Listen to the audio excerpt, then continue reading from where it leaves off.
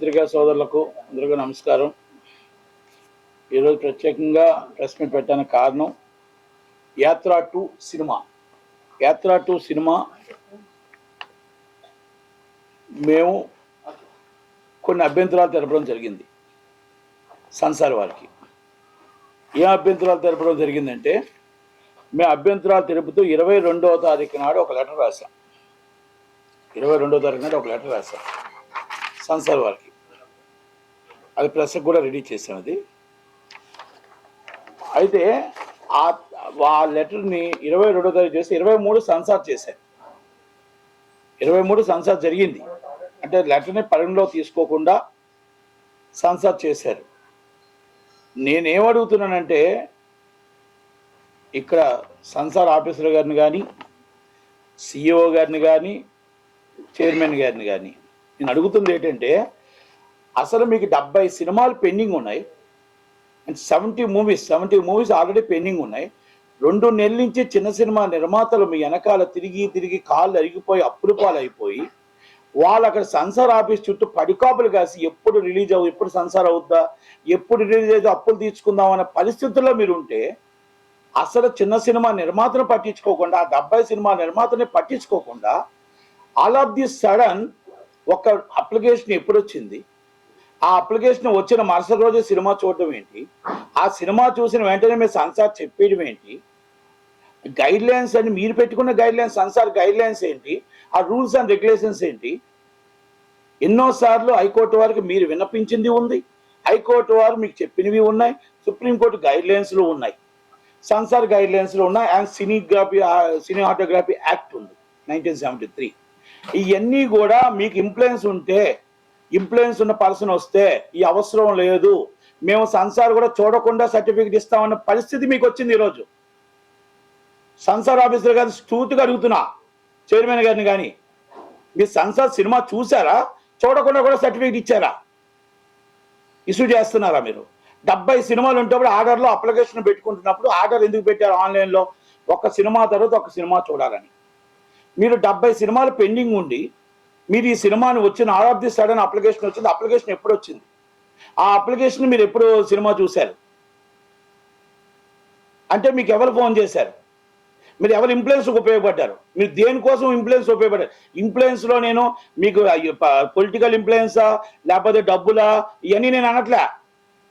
మీరు రిటర్న్గా 100% 70 సినిమాలు పక్కన పెట్టి, చిన్న సినిమా నిర్మాతలను పక్కన పెట్టి ఈ సినిమా చూడడం తప్పు అంటాను. 66 రోజులు మీకున్న గైడ్ లైన్స్ని ఎందుకు ఇచ్చారు? గైడ్ లైన్స్ ఇలాంటి పొలిటికల్ మూవీస్ కానీ, ఇంపార్టెంట్ ఏమైనా మూవీస్ వస్తే ఆ మూవీస్ని అందరినీ ముందు మెంబర్స్కి పంపించుకోవాలా స్క్రిప్ట్, ఆ మెంబర్స్ స్క్రిప్ట్ రెడీ చేయాలా, మెంబర్స్ స్క్రిప్ట్ రెడీ చేసిన తర్వాత సినిమా చూడాలా, సినిమా చూసి ఏ గైడ్ లైన్స్ ప్రకారం యూ సర్టిఫికేట్ ఇవ్వాలా, యూఏ ఇవ్వాలా, ఏ సర్టిఫికేట్ ఇవ్వాలా, లేకపోతే ఇక సమాజానికి పనికొచ్చింది ఉందా, లాండ్ ఆర్డర్ ప్రాబ్లం ఉందా, లేకపోతే ఏ మతానికైనా ఏ కులానికైనా ఏమైనా రెచ్చగొట్టే ఉందా, ఇంకొక మనిషిని కించపరిచే విధంగా ఉందా, అన్నీ కూడా మీరు 66 రోజుల్లో చూసుకొని ఇవ్వాలి. ఇది మేము పెట్టింది కాదు, మేము చెప్పింది కాదు. మీ సంసార్ యాక్ట్, మీ సంసార్ రూల్స్ అండ్ రెగ్యులేషన్ యాక్ట్లో పెట్టిందే. మీరు హైకోర్టు వారికి లాస్ట్ టైం ఒక కేసులో సమర్పించిందే మీకు చెప్తున్నా. మీకు ఇది దీంట్లో మా సంసార్ ఆఫీసర్ గారు ఏం పాత్ర వహించారు? ఎక్కడి నుంచి వచ్చింది ఫోను? ఎక్కడి నుంచి ఆల్ ఆఫ్ ది సడన్ యాత్ర 2 సంసార్ చేశారు? నేను 22వ తారీఖున లెటర్ పెట్టడం జరిగింది. నేను లెటర్ పెట్టింది కూడా నేను క్లియర్ కట్గా చెప్పా, it's a political movie. Chandrababu Naidu గారిని విమర్శించారు. చంద్రబాబు నాయుడు గారు ఇస్ పొలిటికల్ లీడర్, 14 సంవత్సరాలు సీఎం. ఆయన కించపరిచారు, లోకేష్ గారిని కించపరిచారు, is a star Pawan Kalyan గారిని కించపరిచారు, అలాగే సోనియా గారి జాతీయ పార్టీ సోనియా గాంధీ గారిని కించపరిచారు. ఆ ట్రైలర్లోనే కనబడుతుంది. దయచేసి ఇవన్నీ కూడా పరిణలోకి తీసుకోండి. ఈ పరిణలో తీసుకొని సంసార్ ఇప్పుడు ఆల్రెడీ దగ్గరికి ఎలక్షన్కి దగ్గరికి వచ్చింది కాబట్టి, ఎలక్షన్ నోటిఫికేషన్ దగ్గరలో ఉంది కాబట్టి ఆఫ్టర్ ఎలక్షన్ చెయ్యండి అని రిక్వెస్ట్గా మీకు పెట్టడం జరిగింది. పోనీ అది అవన్నీ మీరు పరిణలో తీసుకున్నారా లేదా? సంసార్ చూసిన తర్వాత ఓకే, మీరు ఏదైనా పరిణలో తీసుకున్నారు. మీకు సంసార్ 70 సినిమాలు ఉంటుండగా ఆ 70 సినిమాలని, చిన్న సినిమాలను పెద్ద సినిమాలను ఆ ఆర్డర్లో కాకుండా ఇది all of the sudden cinema చూడటానికి కారణం ఏమిటి? మీకు సెంట్రల్ నుంచి ఫోన్ వచ్చిందా, స్టేట్ నుంచి ఫోన్ వచ్చిందా, లేకపోతే ఇంకేమైనా ఇన్ఫ్లుయెన్స్ వచ్చిందా, ఏమొచ్చింది? నేను సెన్సార్ ఆఫీసర్ గారిని చాలా సూటుగా అడుగుతున్నా, అసలు సెన్సార్ చూసి ఇచ్చారా, చూడకుండా కూడా ఇస్తున్నారా సర్టిఫికెట్? సెన్సార్ అనేది ఇండివిజువల్ బాడీకి కాకపోతే సుప్రీంకోర్టు గైడ్ లైన్స్ ఉన్న గైడ్ లైన్స్ ప్రకారం మనం చేయాల్సిన బాధ్యత ఉంది. అవన్నీ కూడా మీరు ఈరోజు పట్టించుకోకుండా చిన్న సినిమాలను ఇబ్బంది పెట్టి ఈరోజు మొత్తం అందరినీ కూడా తొంగలో తొక్కి ఈ సినిమా చేయడానికి కారణాలు 2 ఉంటాయి. ఏపీ గవర్నమెంట్ మీకు డైరెక్ట్గా ఫోన్ చేసి ఇన్ఫ్లుయెన్స్ ఉపయోగించవచ్చు, వాళ్ళ మాట విని మీరు సెన్సార్ చేయొచ్చు. లేదా సెంట్రల్ గవర్నమెంట్లో మీకు అనురాగ్ సింగ్ ఠాగూర్ గారు డైరెక్ట్గా ఫోన్ చేసి మీ సినిమా చూడమని చెప్పి డైరెక్ట్గా మీ సర్టిఫికేట్ ఇచ్చేయండి అని చెప్పండొచ్చు. మీ గైడ్ లైన్స్ అన్ని పక్కన పెట్టి సర్టిఫికేట్ ఇష్యూ చేయడం అనేది ఇది కరెక్టా? దీని మీద మీరు ఏదైతే సెన్సార్ గైడ్ లైన్స్ తప్పారో దాని మీద మేము న్యాయ పోరాటం చేస్తాం. తప్పకుండా మా మనోభావాలు దెబ్బతినే విధంగా, మా ఎలక్షన్స్లో మమ్మల్ని కించపరిచే విధంగా, మా నాయకుడిని కించపరిచే విధంగా, హీరోని కించపరిచే విధంగా, ప్రతిపక్షానికి కించపరిచే విధంగా ఉన్న ప్రతి సన్నివేశాన్ని వైసీపీకి అనుకూలంగా మీరు సెన్సార్ చేశారని ఒప్పుకోక తప్పదు. వైసీపీకి అనుకూలంగా వ్యవహరించారు. దీంట్లో ఒక వ్యక్తి పేర్లు అవసరం లేదు, ఒక సినిమా వ్యక్తి 2 నెలల నుంచి తిరుగుతున్నాడు మీకు సెన్సార్కి పెట్టి. అప్లికేషన్ అందరూ సెన్సార్కి అప్లికేషన్ ఒకటే డబ్బులు కట్టాలి, ఒకటేలాగా సెన్సార్ నిర్మాతే. చిన్న సినిమా పెద్ద సినిమా ఉండదు ఇక్కడ. సెన్సార్ సినిమా చూడాలి, సర్టిఫికేట్. 2 నెలల నుంచి మీ కాలు చుట్టూ తిరుగుతుంటే ఇప్పటికి సెన్సార్ చూడలే. ఒక వ్యక్తి 2 నెలల నుంచి సెన్సార్ తిరిగితే నిన్న ఒక సినిమా సెన్సార్ చేశారు. అంటే ఏంటిది?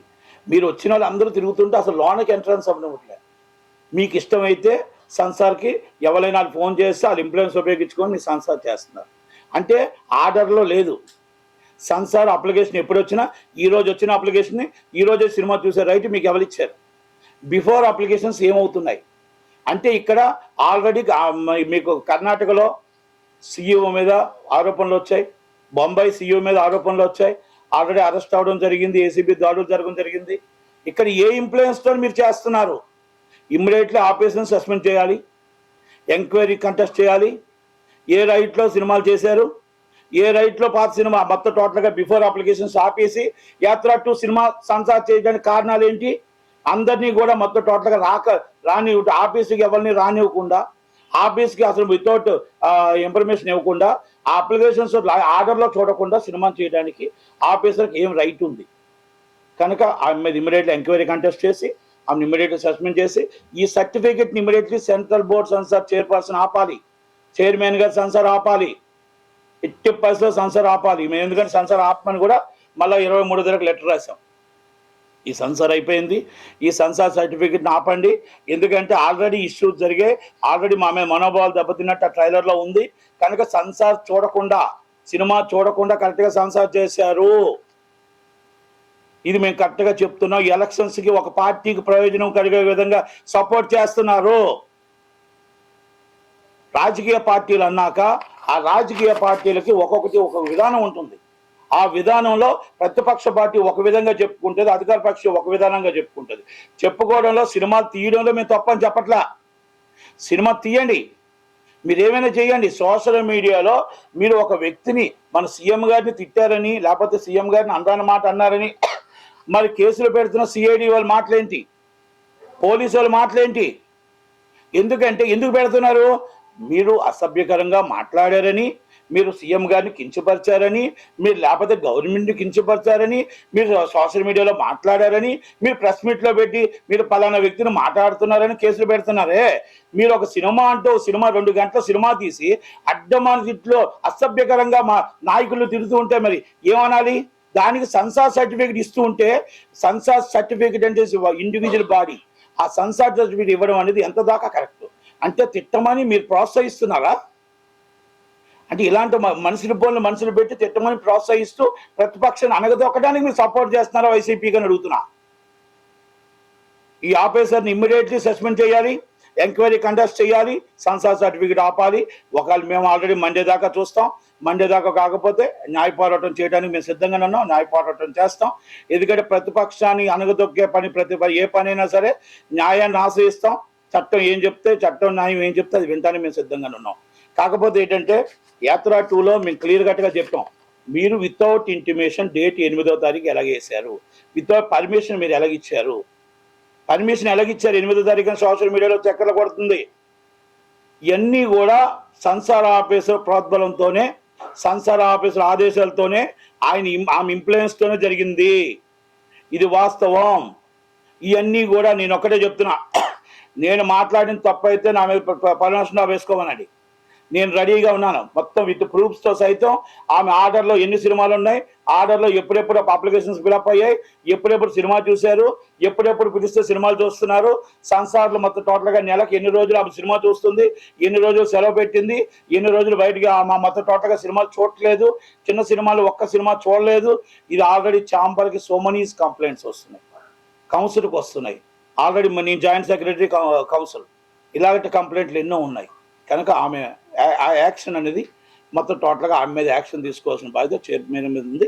చైర్మన్ గారికి పంపించాం. చైర్మన్ గారు ఏం చేస్తారో చూస్తాం. మండే దాకా చూసి మండే దాకా మేము హైకోర్టును ఆశ్రయిస్తాం. ఇప్పుడు అయిపోయా. ఇంకోటి అండి, ఏపీ పాలిటిక్స్లో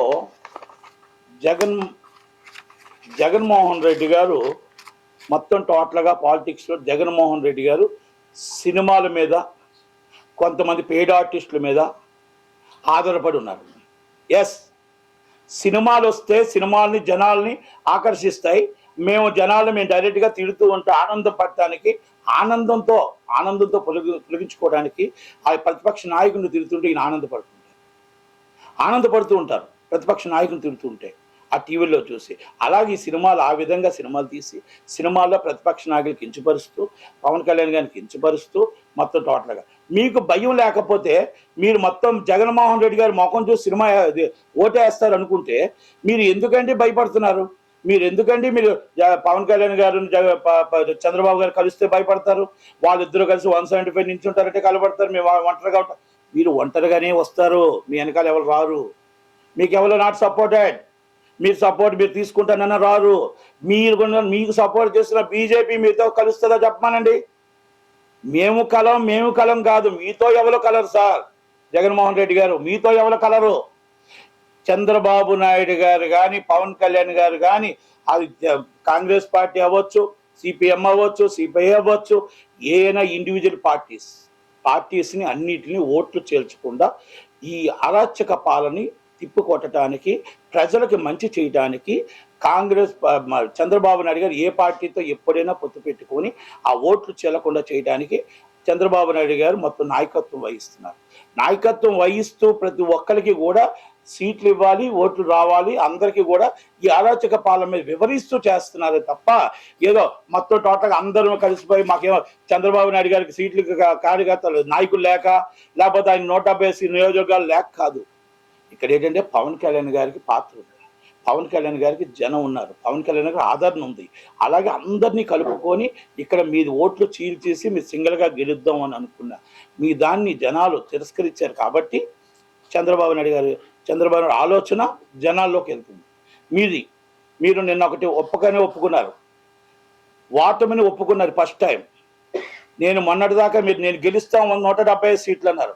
గెలకపోతే అన్న రేంజ్కి మీరు ఎప్పుడైతే ఒక ఇంటర్వ్యూలో వచ్చారో, గెలలేకపోతే అనేది ఎప్పుడైతే మీరు అంటే ఓటమిని ఒప్పుకున్నట్టే జగన్మోహన్ రెడ్డి గారు. అలాగే సజ్జల రామకృష్ణారెడ్డి గారు ఉలుక్కుపడుతున్నాడు. ఆయన షర్మిలా గారు ఏదో ఏపీకి వస్తే ఆమె ఉలుక్కుపడుతున్నారు, ఆమె నిజం చెప్తే ఉలుక్కుపడుతున్నారు. మళ్ళా నేను న్యూస్లో చూసా, మా బాబాయిని నేను కాంగ్రెస్ పార్టీ నా మీద నించోబెట్టింది, బాబాయ్ మినిస్టర్ అయ్యాడు, బాబాయ్ మీ మీద ఓడిపోయాడు, బాబాయ్ చనిపోయాడు. కానీ బాబాయ్ చనిపోయిన తర్వాత బాబాయ్ కేసు మన 2019 నుంచి ఇప్పుడు దాకా ఎవరు చంపారో చెప్పలేని పరిస్థితుల్లో ఈ ఆంధ్రప్రదేశ్ పోలీస్ డిపార్ట్మెంట్ ఉంది. నాట్ ఓన్లీ పోలీస్ డిపార్ట్మెంట్ తెలుసు జగన్మోహన్ రెడ్డి గారు ఉన్నారని చెప్పొచ్చు దీంట్లో. ఎందుకంటే ఆల్రెడీ 2019లో చనిపోయినప్పుడు ఎవరు చంపారో అన్నీ తెలుసు. ఓకే, జ్యుడిషియల్లో ఉంది కాబట్టి మనం మన బాధ్యత ఉంది కదా, మన తండ్రి కదా, తండ్రి తర్వాత వారు చనిపోయిన తర్వాత మనం ఎవరు చంపారనేది తెలియపరచవలసిన అవసరం ఉంది కదా. మీ చెల్లెలు సునీతమ్మ సుప్రీంకోర్టు అన్ని కోర్టులు తిరుగుతూ ఆమె బాధపడుతుంది. ఆమె బాధ కూడా మీకు బాధ తెలియలేదా? మీరు తల్లిని కూడా మీరు పట్టించుకోకుండా వదిలేశారే. మీరు రోజు మీ చెల్లె సరిమలమ్మే మీకోసం మీరు వదిలిన బాణమే ఈరోజు మీకోసం నిజాలు చెప్తుంది. నిజాలు చెప్తుంటే పట్టించుకోలేక ఎవరెవరి మీద సోషల్ మీడియాలో ఇష్టం వచ్చినట్టు తిట్టేస్తున్నారే. మీ సొంత చెల్లెలే, మీ తోడుబుట్టి చెల్లెలే కదా. నిజం మాట్లాడుతున్న ఇష్యూస్ అండ్ పొలిటికల్ ఇష్యూస్, పొలిటికల్గా మాట్లాడండి అంతే తప్ప ఎవరెవరో ఏదో మాట్లాడుతుంటే రేపు మీ చెల్లెలు కాకపోద్దా, మీరు అన్నీ కాకపోతారా? ఇస్ ద పొలిటికల్గా ఆమె కాంగ్రెస్ పార్టీలో ఉంది, మీరు వైసీపీలో ఉన్నారు కనుక ఆడవాళ్ళకి మీరు ఎంత గౌరవిస్తారో మీ చెల్లెలకి ఇచ్చిన గౌరవం అర్థమవుతుంది, మీ తల్లిగారికి ఇచ్చిన గౌరవం అర్థమవుతుంది, మీ చెల్లెల తర్వాత చెల్లెలు సునీతమ్మకి ఇచ్చిన గౌరవం అర్థమవుతుంది. జగన్మోహన్ రెడ్డి గారు ఈరోజు రాష్ట్రంలో జగన్మోహన్ రెడ్డి గారిని చూసి ఓటేశారని 2019లో చెప్పారు. ఎస్, జగన్మోహన్ రెడ్డి గారిని చూసి ఓటేయండి, నన్ను చూసి ఓటేయండి అన్నప్పుడు మీరు సీట్లు మార్పులు ఎందుకు, ఓట్లు మార్పులు ఎందుకు, ఎన్ని ఎందుకు మీకు మార్పులు?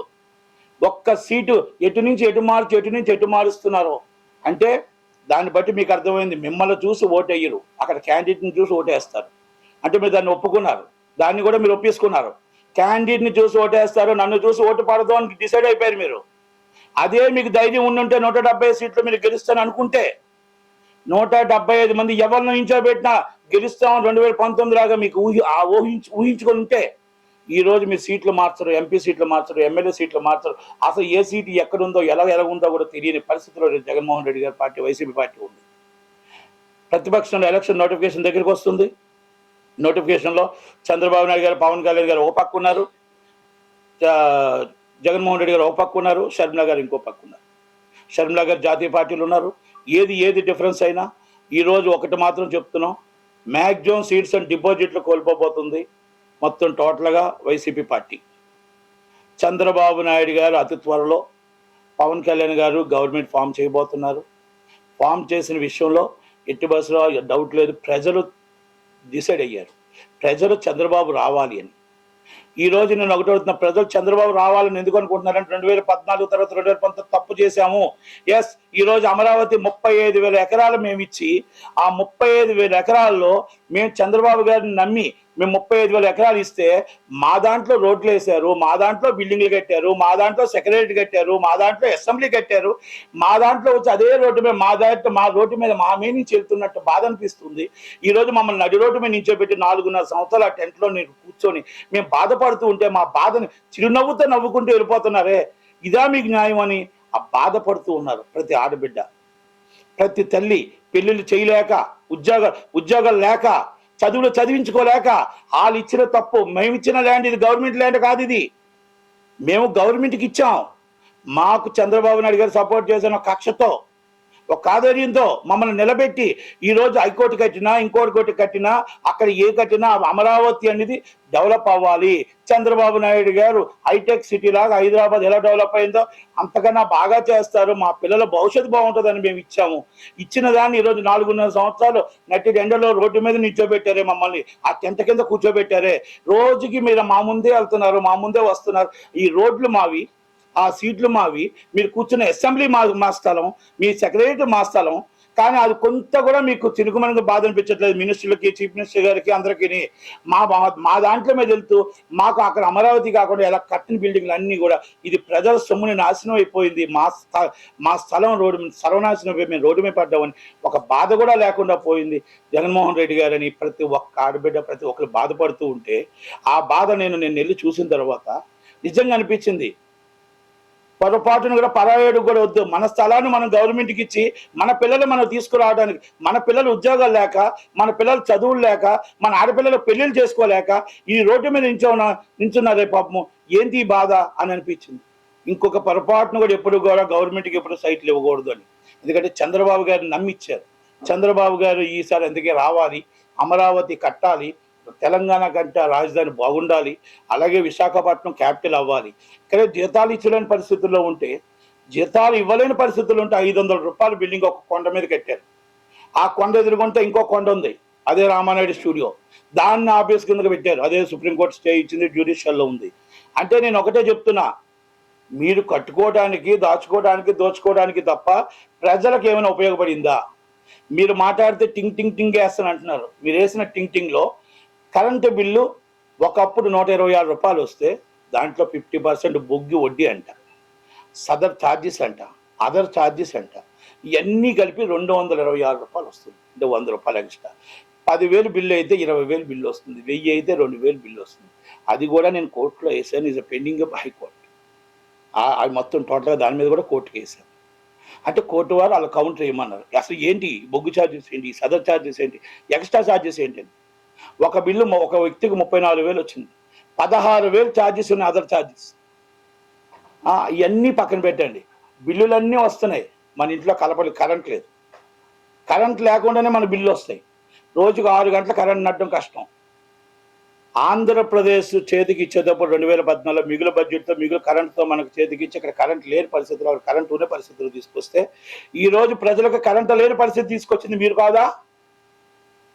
ఈరోజు సాగుని రైతు బంధుకి మీటర్ అయ్యాలంటే మీటర్కి లంచం అడుగుతుంది మీరు కాదా? ప్రతి దిక్కున సచివాలయం వాలంటీర్స్ కానీ ఎవ్వరు అవనియండి, అక్కడ లంచం లేనిదే పని జరగట్లేదు. ఇవన్నీ నిజాలు చెప్తున్నా. నా మీద మీరు కేసు పెడతానంటే ఐఎమ్ రెడీ. నేను ప్రూవ్ చేయడానికి రెడీ, నేను కోర్టుకు వెళ్ళడానికి రెడీ, నేను జైలుకి వెళ్ళడానికి రెడీ. నేను ఎంతమందిని మీరు జైల్లో పెట్టినా 3 నెలలు మాత్రమే. 4వ నెలకు చంద్రబాబు నాయుడు గవర్నమెంట్ వస్తుంది, నిజాలు ఏంటో ఉంటుంది, న్యాయం తెలుస్తుంది, న్యాయ పోరాటం చేస్తామే తప్ప మీకు భయపడి దాక్కొని మీకు భయపడి దూరంగా ఉండడం అది జరగని పని.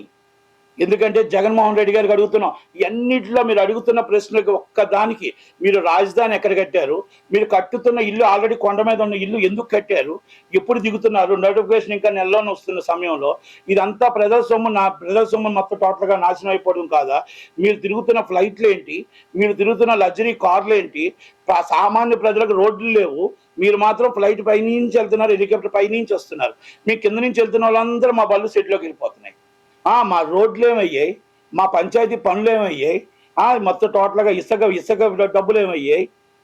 ప్రతి ఒక్కరు 5 సంవత్సరాల క్రితం వచ్చిన ఎమ్మెల్యే 200 కోట్లు సంపాదించాడు, సర్పంచ్ 200 కోట్లు సంపాదించారు, ఎంపీలు ఎమ్మెల్యేలు ధైర్యం ఉందా? ఎంత సంపాదించారో మీకు ఉందా? లెక్కలు ఉన్నాయా? డిబేట్కి వస్తారా? ఏ ఎంపీ అయినా ఎమ్మెల్యే అయినా ఎక్కడెక్కడి నుంచి అప్పుడు ఎంత ఉంది ఇప్పుడు ఎంత ఉందో తీద్దాం రండి. ఇది జగన్మోహన్ రెడ్డి గారికి అన్నీ తెలుసు, అన్ని విషయాలు తెలుసు. కానీ ఎవరి మీద యాక్షన్ తీసుకునే పరిస్థితుల్లో అయింది. 2024 ఆయన పార్టీ రావాలి, పార్టీలో ఎట్టి పరిస్థితుల్లో పార్టీ గెలవాలి, ఎన్ని వందల కోట్లు ఖర్చు పెట్టిన పార్టీ గెలవాలి అని ఉత్తరాంధ్ర విశాఖపట్నం విజయనగరం జిల్లా బొత్స సత్యనారాయణ గారికి ఇచ్చారు. ఒకళ్ళు ఇక్కడ ఎంపీ, మీ ఫ్యామిలీలో ఒకళ్ళు అక్కడ ఎంపీ, మొత్తం ఎమ్మెల్యేలు మీరే, మొత్తం డబ్బులు మీరే పెట్టండి, విశాఖపట్నం గెలవండి. గతంలో ఇప్పుడు ఎంవీవీ సత్యనారాయణ గారికి మున్సిపల్ మినిస్టర్గా ఉండేటప్పుడు అక్కడ చర్చ్ ల్యాండ్ ఆల్రెడీ 2,000 కోట్ల ప్రాజెక్టు ఆయనే పర్మిషన్ ఇచ్చారు, ఆయన ఆయంలోనే.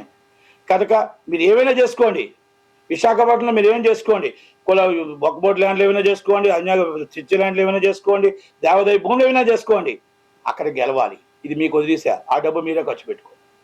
ఎంవీవీ సత్యనారాయణ నువ్వేమైనా కట్టుకో, ఏమైనా చేసుకో, ఇక్కడ ఫండింగ్ నువ్వే పెట్టుకోవాలి. ఇవన్నీ వాస్తవాలు. ఎవరైనా మాట్లాడితే దాన్ని పెట్టి మేము ఎదుర్కోవడానికి సిద్ధంగానే ఉన్నాం. ఇవన్నీ జనసేన పవన్ కళ్యాణ్ గారు మాట్లాడితే పవన్ కళ్యాణ్ గారి స్థాయి లేదు, కానీ ఆయన మాట్లాడతారు ఎంవీవీ సత్యనారాయణ. నా స్థాయి నీకు లేదు, ఆయన స్థాయి నువ్వెక్కడా? పవన్ కళ్యాణ్ గారి స్థాయి నువ్వెక్కడా? మొత్తం total security guard 1/2 kilometre security guard దూరంలోనే ఉండాలి ఆయన ఉన్న స్టేజ్కి. ఆయన కోసం నువ్వు మాట్లాడతావు. రోడ్డు ఎదుర్కొంటే ఈదుసూలు ఉందని రోడ్డు ఆపేస్తావు. ఇప్పటికీ రోడ్డు ఆపావు. ఈ ఆఫీసర్లు అందరూ ఏం చేస్తున్నారు? పార్టీ ఎటు ఉంటే అటు పార్టీ సపోర్ట్ చేయాలి. ఏమంటే జగన్మోహన్ రెడ్డి గారు సపోర్ట్, విజయసాయి రెడ్డి గారు, వైవి సుబ్బారెడ్డి గారు, ఆ రెడ్డి వెళ్ళారు, ఈ రెడ్డి వచ్చాడు, ఈ రెడ్డి వెళ్ళారు, ఆ రెడ్డి వచ్చారు. ఇక్కడ ఏముంది? ఎస్సీలు ఏమయ్యారు, బీసీలు ఏమయ్యారు, మైనార్టీలు ఏమయ్యారు, వీళ్ళందరూ ఏమయ్యారు, కాపులు ఏమయ్యారు, కమ్మోలు ఏమయ్యారు? మీరు ఏ పోస్టులో చూడండి, రెడ్డి వాసుదేవరెడ్డి గారు, మీరు ఆల్రెడీ సజ్జల రామకృష్ణారెడ్డి గారు, పొన్నవ సుధాకర్ రెడ్డి గారు, వైవి సుబ్బారెడ్డి గారు, విజయసాయి రెడ్డి గారు, ఇంకా మనం రాజేందర్ రెడ్డి గారు, ఇంకెన్నో రెడ్లే ఉన్నాయి తప్ప ఒక్క ఎస్సీ ఎస్టీ బీసీ మైనార్టీలకు ఒక్కరికైనా సరైన స్థానంలో పోస్ట్ ఉందా అని అడుగుతున్నా. ఈ ఎమ్మెల్యేలు మినిస్టర్లు ఏవైనా ఒక్క రోజైనా జగన్మోహన్ రెడ్డి గారు మీరు అడిగారా అని అడుగుతున్నా.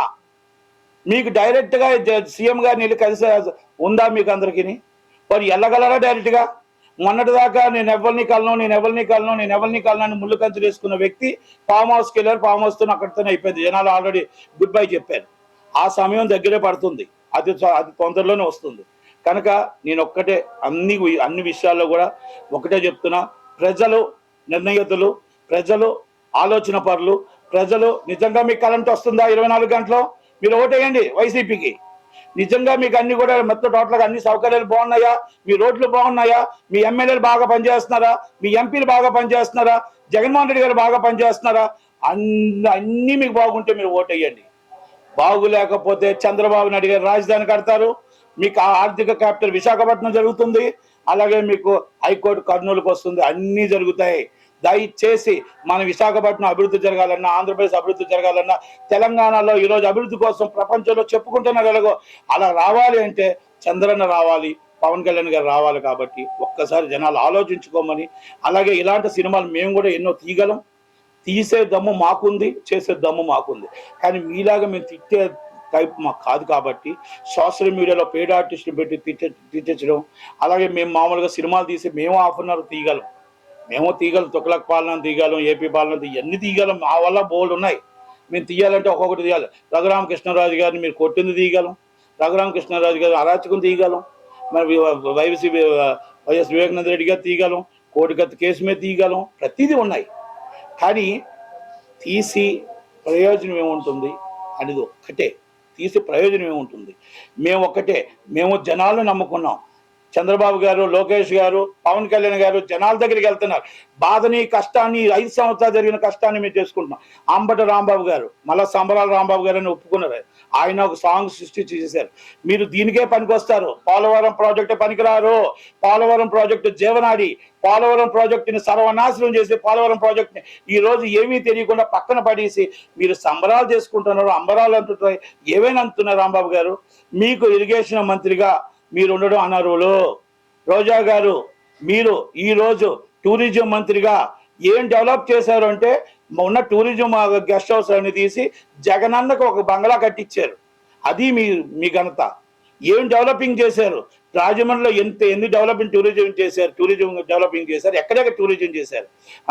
అమర్నాథ్ గారి పోస్ట్ కాస్త పోయే, పరిశ్రమల శాఖ మంత్రి, ఆయన సీట్ ఎక్కడుందో ఆయనకు తెలియదు. 13 లక్షల కోట్లు వచ్చాయంటే 13 లక్షల కోట్ల, అది కోట్ల మామూలు తెలియదు, కానీ అవి ఎక్కడున్నాయో తెలియవు, అవి ఏం జరిగిందో తెలియదు.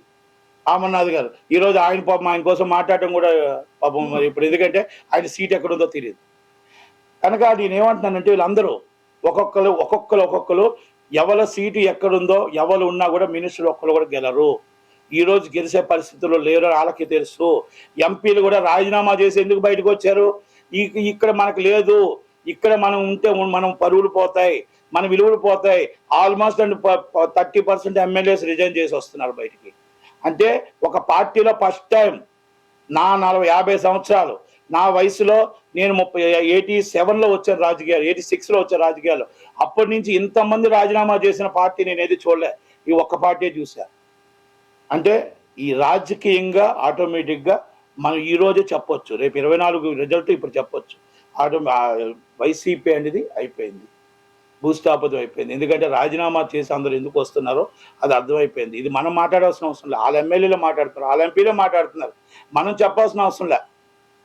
కనుక చంద్రబాబు నాయుడు గారు, పవన్ కళ్యాణ్ గారికి దగ్గరుండి ఒక్కసారి ఆలోచించి మీ విలువైన ఓటుని బూత్ దాకా తీసుకెళ్లవలసిన కార్యకర్తల బాధ్యత ఉంది. అలాగే జనసేన కార్యకర్తలు, టీడీపీ కార్యకర్తలు చిన్న అభిప్రాయ భేదాలు ఉండొచ్చు, ఏవైనా ఉండొచ్చు, కానీ ఈ పాలనని మనం సాగనంపాలంటే ప్రతి ఒక్కరు ఎవరెవరినండి, జనసేన క్యాండిడేట్ అవ్వచ్చు, టీడీపీ క్యాండిడేట్ అవ్వచ్చు, దగ్గరుండి కలుసుకొని అందరూ సమయవర్తంతో ఓటేసి గెలిపించి వాళ్ళు నిలబెట్టాలి తప్ప మీ కక్షలు కాందర్యాలతో మాకు ఆ సీట్ వద్దు, ఆ సీట్లో మా క్యాండిడేట్ లేడు, ఈ సీట్లో మా క్యాండిడేట్ లేడు అనేది ఎక్కడ చేసినా కూడా ఓట్ ఈజ్ వాల్యుబుల్, ఒక్క ఓటు కూడా చాలా వాల్యూ ఉంది. దయచేసి జనసేన టీడీపీ కార్యకర్తలు అర్థం చేసుకొని కలిసికట్టుగా పనిచేసి ఆ క్యాండిడేట్ని గెలిపించాలని, ఎవరైనా అవ్వచ్చు, మేబీ అది చంద్రబాబు నాయుడు గారు, పవన్ కళ్యాణ్ నిర్ణయించిన క్యాండిడేట్ని మీరు గెలిపించాలని కోరుకుంటూ, నట్టి కుమార్, టీడీపీ సానుభూతి కూడా. Thank you very much. Thank you. ఆంధ్రంతో కాపులంతో జనసేన చంద్రబాబు వైపు ఉన్నారు, జనసేన చంద్రబాబు వైపు ఉన్నారు. ముద్రగడ్డ పద్మనాభం జనసేనలో ఉన్నా, ఆయన లేకపోతే ఇంకో పార్టీలో ఉన్నా, ఆ ముద్రగడ్డ పద్మనాభం గారికి ఒకటండి. ఇప్పుడు నేను ఒక మాట అండి, నేను కాపు, మా ఇంట్లో కుటుంబంలో 6 ఉంటాం, నేను ఉండొచ్చు, ఇంకొక సైడు ఒక్కొక్కరు ఒక్కొక్క డిఫరెంట్ ఉంటుంది. అంతేగాని ఒక్కరే ఒక పార్టీకి ఉంటారని ఎప్పుడు అనుకోదు. ఏ కులాలు ఉండవండి, ఏ మతాలు ఉండవు, ఎందుకంటే డిఫరెంట్ ఒపీనియన్స్ ఉంటాయి, అది అన్నీ ఉంటాయి తప్ప. ఇప్పుడు కాపులు బీసీలో చేరుస్తున్నా అందరూ చెప్పారు, ఓసీలను బీసీలో చేస్తాను 89 నుంచి వింటున్నా, ఇప్పుడు వచ్చి అవలే. ఏం చేస్తాం? ఎవరు ఇప్పుడు 9th షెడ్యూల్లో చేరుస్తూ ఉన్నారు. చంద్రబాబు నాయుడు గారు అన్నారు, వాళ్ళు అన్నారు, వీళ్ళు అన్నారు. ఆల్రెడీ జగన్మోహన్ రెడ్డి అయితే మీకు ఏది చేయమని చెప్పారు. ఒక కాపులను వాడుకున్నారు. ఏం చేస్తాం? ఎవరిని కూడా ఇప్పుడు మన టైం వచ్చినప్పుడే బీసీలు అవుతాయి. ఇంకా అంతకన్నా మనం ఇప్పుడు బీసీలు అవ్వాలి అని అంటే కూడా రాత్రి బీసీలు అవ్వవు. ఎంతో మంది అక్కడ ఆల్రెడీ 9th షెడ్యూల్ వెయిటింగ్ చేస్తున్నారు. జాక్స్ ఉన్నారు, పటేల్స్ ఉన్నారు, ఇండియా మొత్తం చాలా ఉన్నాయి. అన్ని కులాలు మనకి పెట్టాలంటే రిజర్వేషన్స్ కావు, కొన్ని అవ్వలేని పరిస్థితులు, అన్నీ మనకు కొన్ని తెలిసిన పరిస్థితులు ఉన్నాయి. కాబట్టి ఎస్వి వర్గీకరణ ఎప్పటి నుంచి అవ్వలేదు. ఇప్పుడు కమిటీ వేసారు. ఆ సమయం అలాంటి సమయం మాకు కూడా వస్తుందేమో, వెయిట్ చేద్దాం. ఆ వెయిట్ చేసిన దాకా నిలబడదాం. మా నాయకులు నిలబడ్డారా నిలబడలేదా అది రంగా గారితోనే పోయింది. వంగవీటి మోహన్ రంగా గారు ఎప్పుడైతే చనిపోయారో ఆ రోజే కాపులకి బీసీలో చేర్చడం అనేది మర్చిపోయాం. ముద్రగడ పద్మనాభం గారితో వస్తుంది అనుకున్నాం, కానీ అది కొంచెం ఆయన్ని నేను ఏం మాట్లాడు, ఎందుకంటే ఆయన కాపు నాయకుడు. దాన్ని మేము అవునన్నా కాదన్నా ఒప్పుకోవాల్సిన తప్పదు. అందుకే ఆయన నాయకత్వంలో మేము పనిచేసాం కూడా. కనుక బీసీలకు వచ్చిన దాకా వెయిటింగ్ చేయాలి అందరూ, కాపులు అందరూ. ఎవరో సపోర్ట్ చేయాలంటే ఎవరు ఇష్టం వాళ్ళకి సపోర్ట్ చేస్తారు. ఎవరికి నాయకత్వం న్యాయం జరుగుతుందనేది సపోర్ట్ చేస్తారు. కాపోడు సీఎంగా ఉండాలనేది కళ, అది కళ. అది ఇప్పుడు కాకపోతే ఎప్పటికైనా అవుతుంది అనేది నమ్మకం ఉంది. కాపోడు సీఎంగా రావాలనేది మాకు కళే, మాకేది ఎందుకు లేదు, ఉంది. కాకపోతే అది ఎప్పటికైనా వస్తుంది. ఈసారి చంద్రబాబు నాయుడు గారు సీనియర్ వ్యక్తి, ఎందుకంటే రాజధాని ఇవన్నీ ఉన్నాయి కాబట్టి పవన్ కళ్యాణ్ గారు కూడా అన్నీ కూడా ముందు ఎలక్షన్ గెలిచిన తర్వాత ఎవరు ఏంటనేది నిర్ణయిస్తారు. కనుక చంద్రబాబు నాయుడు గారు సీఎం, భావితరాల నాయకుడు లోకేష్ గారే, దాంట్లో నో డౌట్. షర్మిల గారి పార్టీ జాతీయ పార్టీ, కాంగ్రెస్ పార్టీ. మేము మాట్లాడుతుంది టీడీపీ చంద్రబాబు నాయుడు గారి కోసం, టీడీపీ జాతీయ ఉపాధ్యక్షుడు లోకేష్ గారి కోసం, అలాగే జనసేన పవన్ కళ్యాణ్ గారి కోసం. షర్మిల గారితో మాకేం సంబంధం ఉంటుంది చెప్పండి? ఆమె ఓట్ల శాతం ఆమె ఒక్కటి వినండి, మొత్తం కాంగ్రెస్ ఓట్ బ్యాంక్ అంతా వైసీపీకి వెళ్ళింది. వైసీపీకి వెళ్ళిన ఓట్ బ్యాంక్ అంతా వైసీపీ గవర్నమెంట్ ఫామ్ చేసింది. అది ఆ రోజు రెండు రాష్ట్రాలు విభజించడం వల్ల అవ్వచ్చు, లేకపోతే వైసీపీ జనసేన మన వైఎస్ఆర్ కాంగ్రెస్ పార్టీ పెట్టడం అవ్వచ్చు, అన్నీ వెళ్ళాయి. ఇప్పుడు మళ్ళా పూర్వ వైభవం రావడానికి రాహుల్ గాంధీ గారు ఏదో ప్రయత్నం చేస్తున్నారు. దాంట్లోనే రాజశేఖర్ గారి బిడ్డలు ఇద్దరు, ఒకటి రాజన్న బిడ్డలు ఇద్దరు, ఒకటి జగన్మోహన్ రెడ్డి గారు ఒక పార్టీలో ఉంటే ఆమె వచ్చి సేమ్ కాంగ్రెస్ పార్టీలో ఉండి మళ్ళా లాగుతుంది. కనుక కంపల్సరీ కొన్ని సీట్లు రావడానికి అవకాశాలు ఉన్నాయి. ఓట్ల శాతం వైసీపీ నుంచి మొత్తం టోటల్గా మ్యాక్సిమం ఓట్ల శాతం కూడా రావడానికి అవకాశాలు ఉన్నాయి. ఎందుకంటే ఏ శాతం అయితే కాంగ్రెస్ శాతం అటు వెళ్ళిందో వైసీపీ నుంచి మళ్ళీ కాంగ్రెస్కి వస్తుంది. టీడీపీకి జనసేనకి ఏముండదు. జనసేనకి టీడీపీకి వాళ్ళ ఓట్ బ్యాంక్ వాళ్ళకు ఉంటుంది అంతే తప్ప వీళ్ళకేం ఓట్ బ్యాంకు, వీళ్ళ దాంట్లో నుంచి ఓట్ బ్యాంక్ ఏమవుతుంది, వైసీపీ నుంచి ఓట్ బ్యాంక్ ఆమెకు శర్మిలంకి వస్తుంది.